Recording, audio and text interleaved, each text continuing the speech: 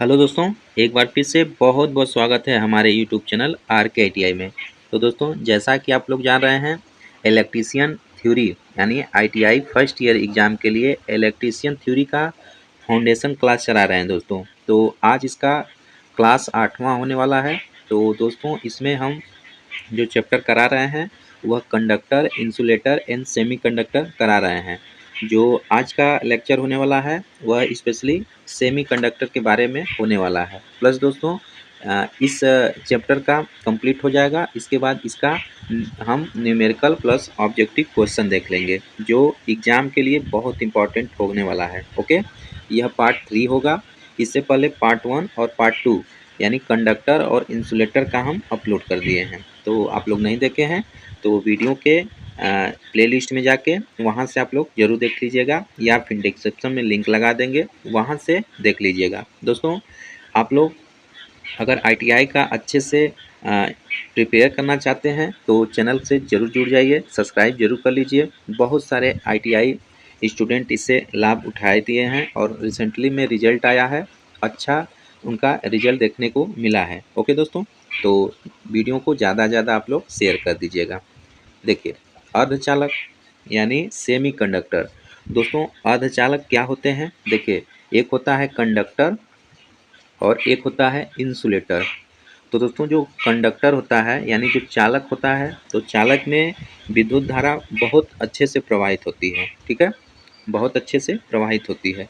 वहीं बात करें इंसुलेटर में, तो इंसुलेटर में विद्युत धारा बिल्कुल नहीं प्रवाहित होती है। तो कंडक्टर और इंसुलेटर के बीच की बात करें तो सेमी कंडक्टर आता है, जो इंसुलेटर से ज़्यादा लेकिन कंडक्टर से कम इसमें विद्युत धारा प्रवाहित होती है, ठीक है। तो वही होता है सेमी कंडक्टर।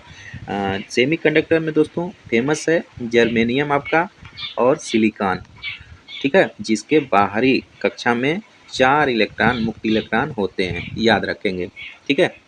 देखिए, वह पदार्थ जो परम शून्य ताप पर कुचालक के रूप में व्यवहार करते हैं तथा तापमान में वृद्धि करने पर या इसमें अशुद्धि मिलाने पर इसमें धारा प्रवाहित होने लगती है, अर्धचालक कहलाते हैं। यानी दोस्तों, परम शून्य यानी 0 डिग्री टेम्परेचर पे यह सेमीकंडक्टर कुचालक के रूप में व्यवहार करते हैं।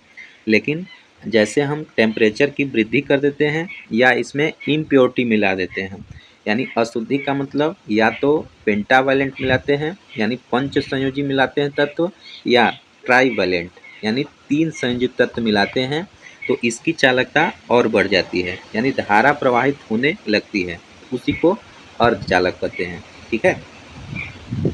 यह कमरे के तापमान पर 27 डिग्री C पर सुचालक की भांति कार्य करता है। दोस्तों, यह 27 डिग्री यानी कमरे के तापमान पर यह कंडक्टर की भांति वर्क करता है, कार्य करता है, और 0 डिग्री सेंटीग्रेड पर यह कुचालक की तरह व्यवहार करता है, कार्य करता है। बहुत इंपॉर्टेंट है।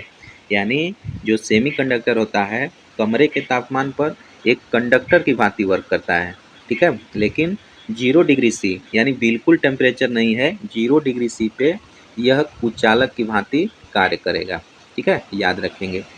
दोस्तों, इसमें मुक्त इलेक्ट्रॉन की संख्या केवल 4 होती है, बहुत इंपॉर्टेंट है। जो मुक्त इलेक्ट्रॉन होते हैं उसकी संख्या इसमें 4 होती है, 4 होती है, याद रखेंगे। इसका सर्वाधिक प्रयोग इलेक्ट्रॉनिक उपकरणों में किया जाता है। तो ये भी प्रश्न बहुत बार ITI में पूछा हुआ है कि सेमीकंडक्टर का उपयोग कहाँ किया जाता है। तो सेमीकंडक्टर का उपयोग इलेक्ट्रॉनिक्स उपकरण में किया जाता है। दोस्तों, शुद्ध अर्धचालक सिलिकॉन एवं जर्मेनियम होते हैं, याद रखेंगे। जो शुद्ध अर्धचालक होते हैं वह सिलिकॉन होता है और जर्मेनियम, ठीक है, याद रखेंगे। आगे है दोस्तों, अर्धचालकों के उपयोग। तो अर्धचालक के कहाँ कहाँ उपयोग किए जाते हैं? इनका उपयोग diode, thermistor, varistor, LED, transistor, diac, triac, IC आदि बनाने में किया जाता है। तो आपसे क्वेश्चन पूछ ले कि अर्धचालक का उपयोग कहाँ किया जाता है, तो आप बताएंगे अर्धचालक का उपयोग डायोड बनाने में, थर्मिस्टर बनाने में, वैरिस्टर बनाने में, LED बनाने में, ट्रांजिस्टर बनाने में, डायक, ट्रायक, IC बनाने में किया जाता है, ठीक है। आगे दोस्तों टॉपिक है ऊर्जा अंतराल सारणी यानी एनर्जी गैप। ये बहुत भी आई है, ठीक है। यह क्या होता है, चालक और अर्धचालक कुचालक के बीच एनर्जी गैप को बताता है। तो याद रखेंगे दोस्तों, जो चालक होता है तो उसमें जो ऊर्जा अंतराल होता है, एनर्जी गैप होता है, वह जीरो होता है। देखिए जैसे ए है आपका, तो यहाँ पे पी है, यहाँ पे एन है, ठीक है। ये आपका पी एन हो गया, तो ये बीच में बिल्कुल नहीं गैप होता है, यानी जीरो होता है, ठीक है, जीरो होता है। तो यही होता है एनर्जी गैप। तो चालक के बीच में पूछेगा तो अपन बताएंगे एनर्जी गैप जीरो होता है, यानी संयोजी बंध एवं चालन बंध अध्यारोपित होते हैं, एक दूसरे पे क्या होते हैं, ओवरलैप होते हैं, ठीक है, एक दूसरे पे ओवरलैप होते हैं। यानी यह आपका ये जो होता है बैलेंस बैंड होता है और एक कंडक्शन बैंड होता है, ठीक है। यानी इस तरफ फर्मी लेवल को हम डिनोट करते हैं। देखिए ये होता है बैलेंस बैंड, बैलेंस बांड, और ये होता है कंडक्शन बांड, ठीक है। ये बैलेंस बांड होता है, कंडक्शन बांड होता है। तो दोस्तों यह चालक में क्या होता है, एक दूसरे पे ओवरलैप होता है, ठीक है, ओवरलैप होता है, इसलिए Eg बराबर जीरो होता है, ठीक है, याद रखेंगे। और वहीं अर्धचालक की बात करें तो इसमें जो एनर्जी गैप होता है दोस्तों, 1 इलेक्ट्रॉन वोल्ट होता है, बहुत वीवीआई है, ठीक है। जो Eg सेमी कंडक्टर में होता है 1 इलेक्ट्रॉन वोल्ट होता है, ठीक है। यह कम ऊर्जा अंतराल होता है। कुचालक की बात करें तो याद रखेंगे, कुचालक में Eg बराबर होता है 5 इलेक्ट्रॉन वोल्ट या 6 इलेक्ट्रॉन वोल्ट होता है, ठीक है। इन तीनों के बारे में आप अच्छे से याद रखेंगे। चालक में 0 होता है, अर्धचालक में 1 होता है, कुचालक में Eg बराबर 5 इलेक्ट्रॉन वोल्ट या 6 इलेक्ट्रॉन वोल्ट होता है। आगे दोस्तों ऊर्जा अंतराल को प्रतिकारक मूल से Eg से व्यक्त करते हैं। Eg ऊर्जा अंतराल परमाणु के वाहतम कोश में उपस्थित मुक्त इलेक्ट्रॉन के लिए चालक से संवहन बैंड के मध्य दूरी ऊर्जा अंतराल कहलाता है, ठीक है। ये जो एनर्जी गैप है इसका डिफिनीशन है कि परमाणु के वाहतम कोश में उपस्थित जो मुक्त इलेक्ट्रॉन होते हैं उसके लिए चालन से संवहन बैंड के मध्य दूरी, यानी जो जो कंडक्शन बैंड है और जो बैलेंस बैंड है उसके मध्य की दूरी जो होता है वह एनर्जी बैंड कहलाती है, ऊर्जा अंतराल कहलाती है, ठीक है, ओके, याद रखेंगे। आगे दोस्तों देख लेते हैं चालक, अर्धचालक और कुचालक में कंपैरिजन यानी तुलना, ठीक है, यानी comparison between conductor, semi conductor and insulator. तो तीनों के बारे में एक साथ हम इसका डिफरेंस देख देते हैं, कंपैरिजन तुलना कर लेते हैं, ओके। देखिए चालक में पहला क्या है, इसकी प्रतिरोधकता बहुत कम होती है, याद रखेंगे। जो चालक होता है दोस्त, इसकी प्रतिरोधकता बहुत कम होती है। वही बात करें अर्धचालक की तो इसकी प्रतिरोधकता मध्यम होती है, ठीक है। आगे है कुचालक है तो इसकी प्रतिरोधकता बहुत अधिक होती है, ठीक है, याद रखेंगे। जो आर होता है, आर कंडक्टर में बहुत कम होता है, और इंसुलेटर में अर्धचालक में बात करें तो मध्यम होता है, मीडियम होता है, और कुचालक इंसुलेटर में बात करें तो बहुत ज़्यादा होता है आर का मान, ठीक है। दूसरा है पॉइंट कंडक्टर में, इसमें धारा प्रवाह आसानी से होता है, सही बात है, और अर्धचालक में इसमें धारा प्रवाह कम होता है, ठीक है। कुचालक में इसमें धारा प्रवाह बिल्कुल नहीं होता है, नहीं होता है, ठीक है। ये पॉइंट सब बहुत वीवीआई है, याद रखेंगे। तीसरा पॉइंट है कंडक्टर में, इसमें परमाणुओं के अंतिम कक्षा में इलेक्ट्रॉन की संख्या अधिकतम 3 होती है, ओके दोस्तों। जो कंडक्टर होता है इसमें परमाणुओं की अंतिम कक्षा में इलेक्ट्रॉन की जो संख्या होती है या तो 1 होती है, या तो 2 होती है, या 3 होती है, ठीक है। वहीं सेमीकंडक्टर की बात करें तो इसके बाहरी कक्षा में 4 इलेक्ट्रॉन होते हैं, ठीक है। वहीं बात करें इंसुलेटर का तो इसके बाहरी कक्षा में 5, 6, 7, 8 इलेक्ट्रॉन हो सकते हैं, ठीक है दोस्तों, याद रखेंगे। आगे है तापक्रम के बढ़ने पर इसका प्रतिरोध बढ़ता है, ये बहुत वीवीआई है दोस्तों। जो मेटल होता है, कंडक्टर होता है, जब टेम्परेचर बढ़ता है तो रेजिस्टेंस का मान भी बढ़ता है, याद रखेंगे।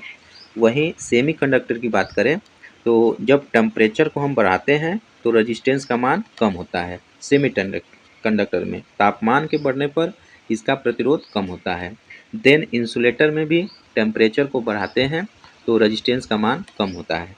यानी कह सकते हैं केवल कंडक्टर में जब टेम्परेचर का मान बढ़ाएंगे तो रेजिस्टेंस का मान बढ़ जाएगा। यानी जब सिर्फ कंडक्टर में होता है, बाकी सेमी कंडक्टर इंसुलेटर जब टेम्परेचर बढ़ता है तो रेजिस्टेंस का मान कम होता है। ठीक है, याद रखेंगे दोस्तों। इससे क्या होगा, जैसे देखिए यहाँ पे जब टेम्परेचर का मान कंडक्टर बढ़ेगा तो प्रतिरोध का मान बढ़ेगा। जब प्रतिरोध का मान बढ़ेगा तो करंट का मान क्या होगा, घट जाएगा। यानी कि कम से कम टेम्परेचर रहना चाहिए इसमें। ओके, बाकी जो सेमी कंडक्टर है और इंसुलेटर है, जब टेम्परेचर का मान बढ़ेगा तो रेजिस्टेंस का मान घटेगा। जब काफ़ी ज़्यादा टेम्परेचर बढ़ जाएगा, हीट हो जाएगा, तो रेजिस्टेंस का मान कम हो जाता है, जिससे करंट का मान ज़्यादा हो जाएगा और इंसुलेटर में हमें शॉक लग जाएगा। ठीक है, समझ में आई। तो ये था आपका कंपैरिजन कंडक्टर और इंसुलेटर और सेमी कंडक्टर में। ओके दोस्तों, आई होप आपको समझ में आया होगा। आगे दोस्तों देख लेते हैं इससे रिलेटेड, यानी जो अभी चैप्टर हम पढ़े हैं conductor, insulator and semi conductor, तो इससे रिलेटेड जितने भी क्वेश्चन बन सकते हैं इसको हम इस वीडियो में डिस्कशन कर लेते हैं। ठीक है, क्वेश्चन इसमें पहला है, चालक का वह गुण जिससे इसमें धारा का प्रवाह होता है उसे क्या कहते हैं। दोस्तों चालक का वह गुण जिससे इसमें धारा का प्रवाह होता है तो क्या कहते हैं उसे हम। ठीक है, चालक का वह गुण जिससे इसमें धारा का प्रवाह होता है तो उसे हम क्या कहेंगे। पहला ऑप्शन दिया है रेजिस्टेंस, दूसरा दिया है रिलक्टेंस, तीसरा दिया है कंडक्टेंस और चौथा दिया है इंडक्टेंस। तो दोस्तों इसमें जो राइट आंसर हो जाएगा ऑप्शन सी सही हो जाएगा। ओके, क्योंकि जो चालक होता है, कंडक्टर होता है, धारा का जो कंडक्टर का वह गुण जिसमें धारा का प्रवाह होता है तो उसे हम कंडक्टेंस कहते हैं। कंडक्टेंस को कैपिटल जी से डिनोट करते हैं। दोस्तों कंडक्टेंस कैपिटल जी बराबर होता है 1/r होता है। ठीक है, फार्मूला आप याद रखेंगे। वहीं पहला है रेजिस्टेंस, तो रेजिस्टेंस क्या होगा, इसका गुण थोड़ी ना होता है, रेजिस्टेंस इसमें धारा का विरोध करता है। वहीं रिलक्टेंस होता है, तो रिलक्टेंस इसे ऐसे डिनोट करते हैं, यह चुंबकीय प्रभाव में जिस प्रकार इलेक्ट्रिकल में करंट होता है उसी प्रकार मैग्नेटिक सर्किट में रिलक्टेंस होता है, यह फ्लक्स का विरोध करता है। ठीक है, चौथा है इंडक्टेंस, इंडक्टेंस को एल से सूचित करते हैं और इंडक्टेंस क्या कार्य करता है, यह करंट के परिवर्तन होने का विरोध करता है। ठीक है, तो चारों के बारे में आप अच्छे से याद रखेंगे, इसका ऑप्शन सी सही हो जाएगा। प्रश्न इसमें दूसरा है, निम्न पदार्थों में किसकी उच्चतम विद्युत चालकता होती है। तो चार ऑप्शन दिया है दोस्तों, इस्पात दिया है, एल्युमिनियम दिया है, तांबा दिया है, चांदी दिया है। ओके, तो निम्न पदार्थों में किसकी उच्चतम विद्युत चालकता होती है।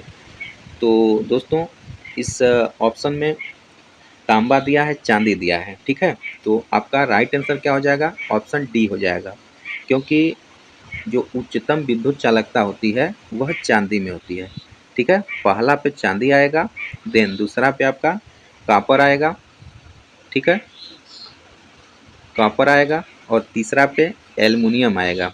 ठीक है, और चौथा पे इस्पात आएगा, याद रखेंगे। तो इसका जो राइट आंसर हो जाएगा क्या हो जाएगा, ऑप्शन डी बिल्कुल सही हो जाएगा। ठीक है, डी सही हो जाएगा। प्रश्न अगला है, कांस्टेनन किसकी मिश्र धातु होती है। दोस्तों यह कांस्टेनन मिश्र धातु होता है, यह प्रायः तांबा प्लस निकिल का मिश्रण होता है, याद रखेंगे। इसका राइट आंसर ऑप्शन ए हो जाएगा, जो कांस्टेनन होता है यह तांबा और निकिल का मिश्रण होता है, यह मिश्र धातु होती है। अगला प्रश्न है, निम्न में से क्या एक अच्छे इंसुलेटर का लक्षण होता है। तो ऑप्शन पहला है, इसका विशिष्ट प्रतिरोध उच्च होता है। ठीक है, तो बिल्कुल सही बात है, जो विशिष्ट प्रतिरोध होता है यह इंसुलेटर का उच्च होता है।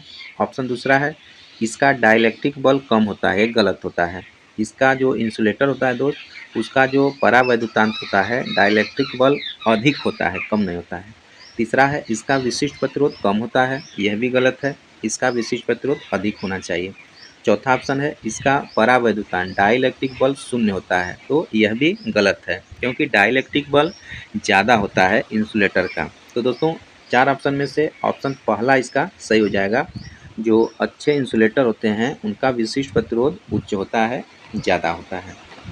तो अभ्रक की परावैद्युतांक शक्ति डॉट डॉट डॉट की सीमा होती है, यानी अभ्रक की डाइलेक्ट्रिक स्ट्रेंथ कितनी होती है?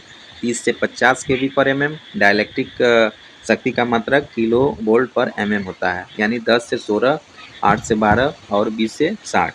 तो दोस्तों इसका जो राइट आंसर हो जाएगा ऑप्शन डी हो जाएगा। जो अभ्रक की परावैद्युतांक शक्ति होती है वह 20 से 60 केवी पर एमएम के बीच होती है।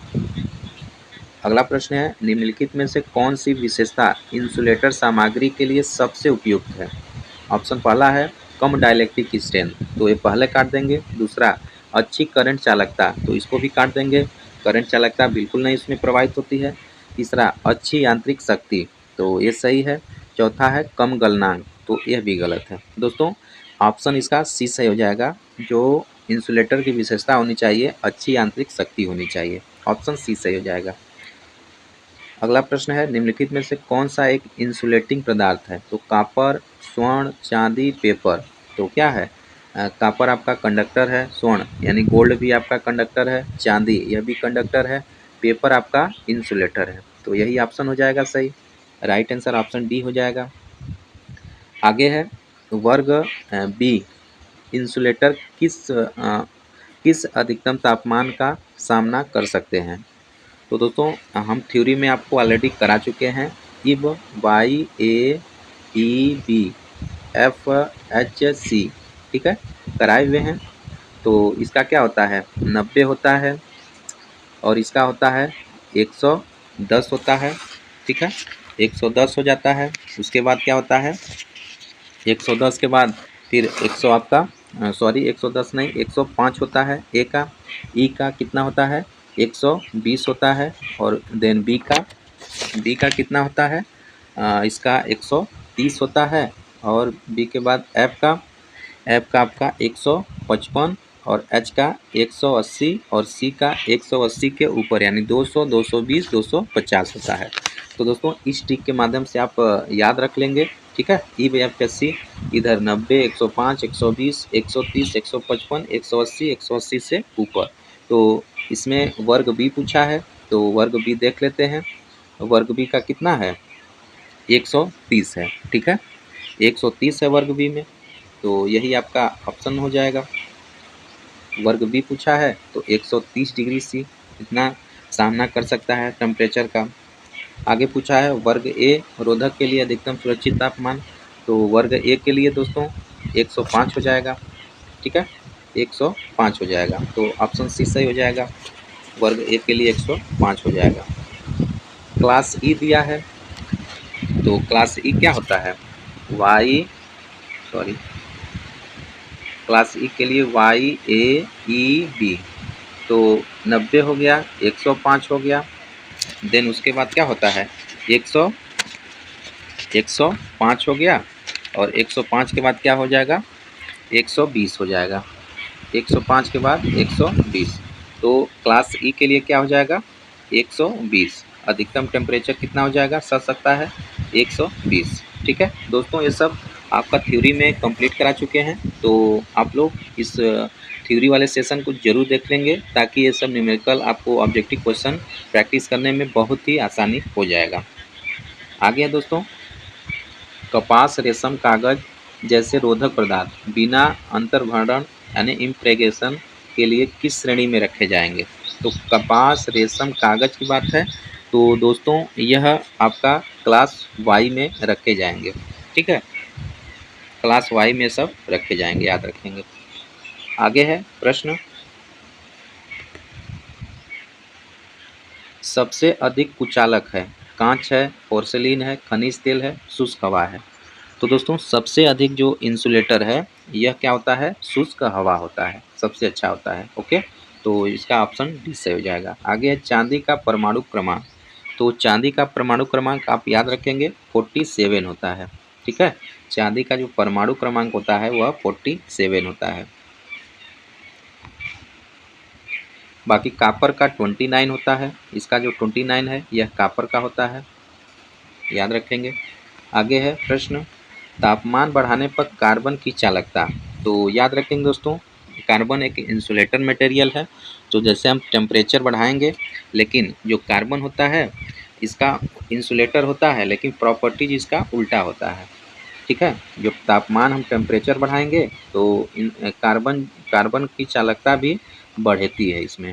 ओके, तो इसका राइट आंसर ऑप्शन ए बिल्कुल सही हो जाएगा।